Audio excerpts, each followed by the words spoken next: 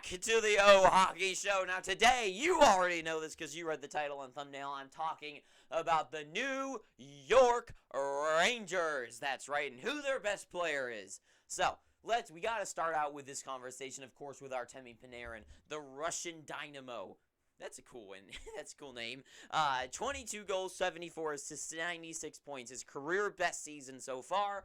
And I think in the year he first signed with the Rangers, he got 95 points or 94 or something like that. And I just think it's kind of funny because this is best year. And in that season, when he first came in, he had like 42 goals or something like that. And now this year is 22, but he has more points. Just something I've noticed, and I was like, that's kind of funny. He had a best season yet, and he had like half the amount of goals. Anyways, Artemi Panarin, what a guy, what a player, what a stud. This guy, all over the ice. He has that. He has the it factor. He has that Patrick Kane it factor, which, who knows, maybe we could see those two reunite this season upcoming. That's what everyone wants to believe. Well, I don't think anyone believes it anymore. I never bought into it. I never thought there was a chance because Patty Kane's contract, $10 million. I mean, sure, it'd be awesome if they could bring him in, but especially after they bring in Vincent Trocheck, there's just no way. They're going to have to move somebody's big deal contract out. And I guess Chicago is willing to trade away anybody except Patrick Kane. So it's a weird deal, but I don't see it happening. It'd be awesome, and I would definitely say the Rangers could at least make the finals of the playoffs if that would happen. But anyways, Artemi Panarin, he's just an amazing superstar stud. I love Panarin. The way he can just... It's not that he's even like that incredible with the puck. He just has a way with him that he just is he's just a dominant. He's not like Ovechkin, where like Ovechkin's like he's a powerhouse too, where he can like deck people and stuff. Panarin just has that. He's like a stealth bomber, I guess. I don't know what the right way to describe it as, but he's like a stealth bomber.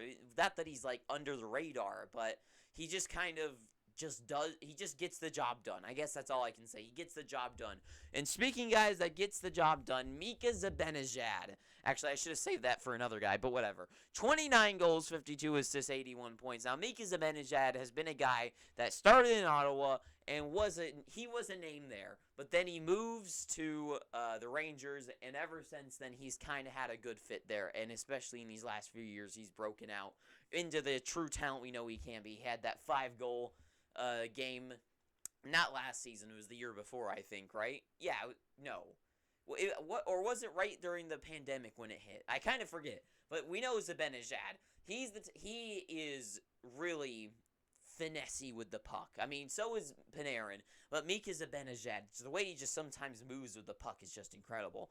But anyways, I would have liked to see him have a little bit more goal production this year, especially between these two guys. I know we have a guy that did bring up his goal production coming up, but I would like to see these two guys. I mean, not the 22 and 29 goals is like, oh god, like terrible or anything, but I would like to see these guys in the 30s or at least one of them in the 40s next season, especially if you're talking Stanley Cup contenders. So I want those guys to step it up because the Rangers are a team where I don't see falling off a cliff by any means, but I do want to see their guys kind of keep stepping forward because, I mean, they had a guy kind of...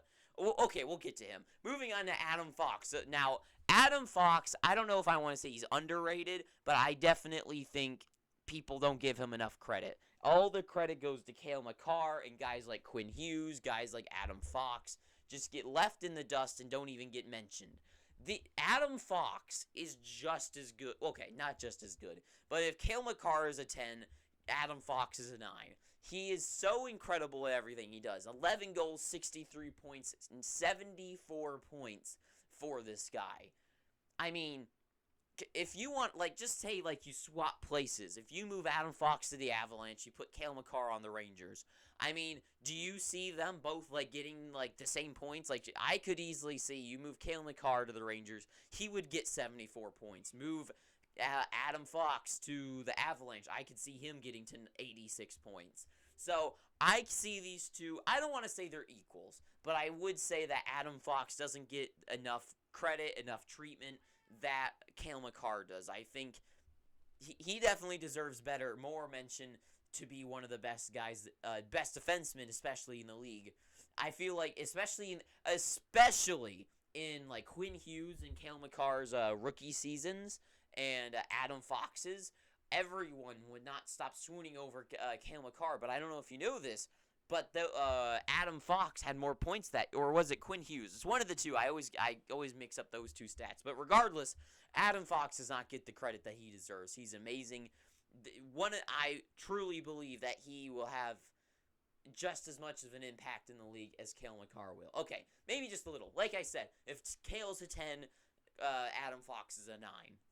So I'll just leave it at that. But now we move on to the guy that I've been talking about, Chris Kreider. He had 77 points, 52 goals. Now, Chris Kreider, everyone was swooning over, right?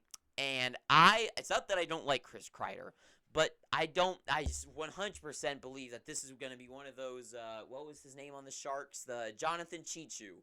Now, I know Chichu had his year and then he just kind of vanished. But Chris Kreider, 52 goals. I do not see him getting back there. I would highly doubt that he gets back to 50. Now, maybe he gets to the 40s. But I feel like the Rangers were definitely helped out by the fact that they had a guy like Kreider make up for the fact that Zibanejad and Panarin were kind of lower in goals.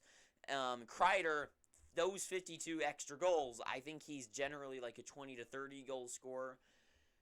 I believe. I'll be honest with you, I have actually no idea. But that's kind of what I estimate is probably where he's at. But I think that his numbers are probably going to drop, and I think I would like to see Panarin or Zibanejad pick those numbers up and equilibrate that situation there.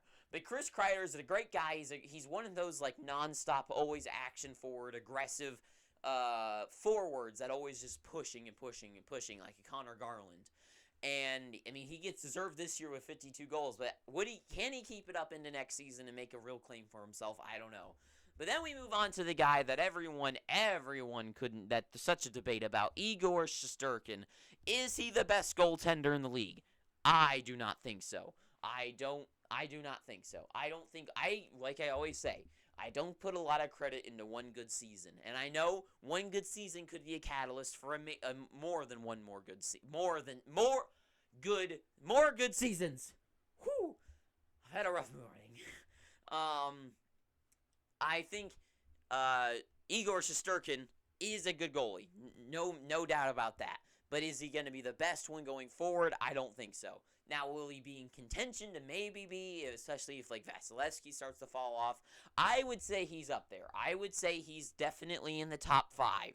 But there's certain guys like Jake Ottinger, Markstrom, Vasilevsky still, Marc-Andre Fleury. There's still some goaltenders that I feel like people don't give enough credit to right now. Now, in the future, maybe.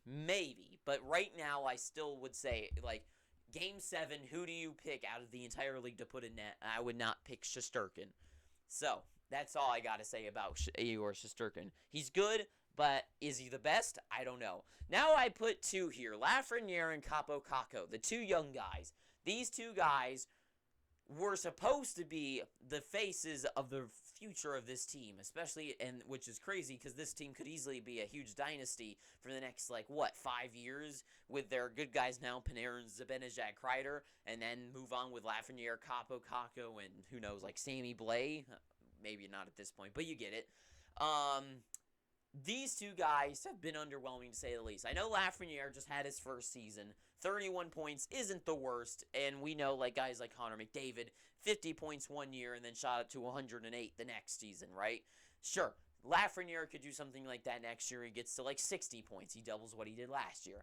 I would not be unsurprised to see that, especially guys like Capo Caco, a guy that seemed like he should be NHL ready, especially with how he played in his Finnish league. So it's kind of strange to me that these 2 guys are the ones that are kind of stalling, especially Capo Caco. So I would these 2 guys, who knows, maybe Capo Caco, maybe Kreider starts to fall off and Capo is the one that's I'm going to take his place. Sure, I could see it happening, but out of these guys, who would I actually see as the potential best player on the New York Rangers? So using my black marker of brilliance to award the star of infinite mortality. Who would I give the star to? Who is the best player on this team? Well, I feel like you can wipe out guys like Lafreniere. Even if he does take that next step forward, I don't see him taking that step and being better than other guys on this board. Capo Caco, I would like to keep around, so we'll see. For me, Chris Kreider, even if he scored 52 goals, I wouldn't make him the best player on the team. And I feel like you could probably say the same about Mika Zibanejad. So, between Panarin, Igor Shesterkin, and Capo Caco, you can wipe out Caco. Between Shesterkin and Panarin, who's more important? Who's the more important part of this team? Who's the better one out of those two guys? And I know they're completely different positions, so it's kind of hard to make a choice there. But who makes more of an impact on this team? Is it Panarin's ability to drive offensive production, or is it Shesterkin's goaltending brilliance? For me personally, I think it's way more important that Artemi Panarin's offensive production, he gets the special star of amazingness. And Panarin, there's no other way. I know he leads the teams, and it kind of seems like a cop out of giving the top guy with the star. But it's just the truth. Artemi Panarin, I don't think anyone would dispute. I don't think anybody would say that Mika Zibanejad's a better player. That Adam Fox maybe potentially this season, but not in the past. Chris Kreider, I just don't see him being better than him this year. Shesterkin's great, but for me, I feel like a good goaltender, there's a lot of good goaltenders, so even if Shesterkin fell off a cliff, they could bring in another goaltender who's having a hot season.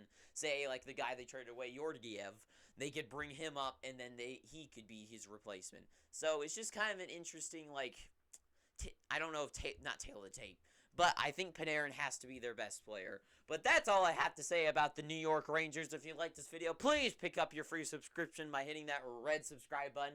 If you like this video, leave a like, not a dislike, but go down below to the comment section and tell me how stupid I am for choosing Artemi Panarin and crapping on Igor Shesterkin. Tell me how stupid I am, and until next time, I've been your dapperly dressed host, Owen. Too sweet. I hope you're having an amazing day, and ta-ta for now.